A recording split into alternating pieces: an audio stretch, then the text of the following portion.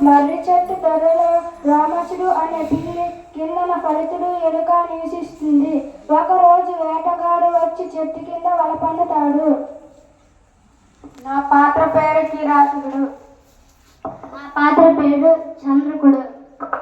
నా పాత్ర పేరు ఫలితుడు. నా పాత్ర పేరు రామసుడు. ఈ చెట్టు చాలా పెద్దది.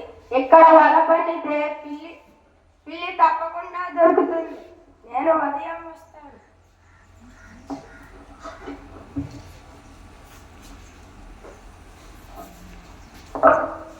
ఈరోజు ఆహారం కోసం బయలుదేరుతాను.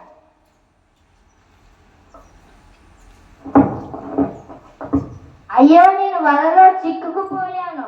ఎవరైనా నన్ను రక్షించండి. ఆహా, ఎంత అదృష్టం! నా శత్రువు వలలో చిక్కుకుపోయాడు. ఈనాటిలో వాడి పీడ వదిలింది. అయ్యో, ఈ గిడ్లుగు నన్నే చూస్తుంది. అందుకే కాపులు ఒకరి కష్టాన్ని చూసి మరొకరు చక్కలు కొట్టుకోరానున్నది.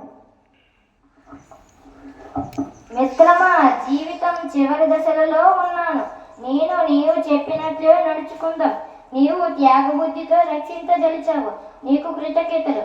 నేను చాలా రోజుల నుండే నీతో స్నేహంగా ఉండాలని అనుకుంటున్నా. ఆ గుడ్లగూబ నిన్నేం చెయ్యలేదు. నీ ప్రాణానికి నా ప్రాణం అడ్డు వేస్తున్నా. అయినా బుద్ధిమంతులు ప్రమాదం వచ్చినప్పుడు భయపడకుండా ధైర్యంగా ఉంటారు. ప్రాణం పోతుందని ఆడవారు. ఇది ఎలా విచిత్రం!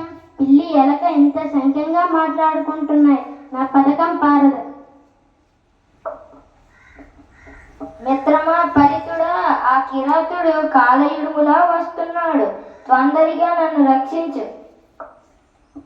మిత్రమా, నమస్కారం. జాతి వైరమున్న శత్రుమిత్రులమే కదా. చాలా సంవత్సరాల నుండి ఈ చెట్టు వద్ద వెతుకుతున్నాం. ఒకరికొకరు అపకారం చేసుకోలేదు. ప్రస్తుతం కష్టకాలం వచ్చింది. శత్రువులైన ఒకరికొకరు సహకరించుకొని ఈ ఆపద నుండి బయటపడ్డాం. అయ్యో, పిల్లి తప్పించుకుందే. నా వల అంతా చిరిగిపోయింది. నాకు ఏ ఆహారం దొరకలేదు. మిత్రమా, బయటకు రా, కలిసిమెలిసి స్నేహంగా ఉందా. మిత్రమా, చాలా సంతోషం. ఇందాక అవసరం ఇద్దరిది అయ్యింది కాబట్టి నిన్ను ఆశ్రయించాను. చాలా చాలా సంతోషం. బయటికి వస్తే నాకు ప్రాణగండం తప్పదని తెలుసు.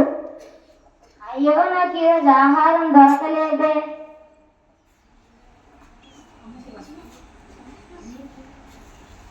నీతి: ఎలాంటి కష్ట పరిస్థితుల్లోనైనా సమయస్ఫూర్తిగా వ్యవహరించాలి. ధన్యవాదములు.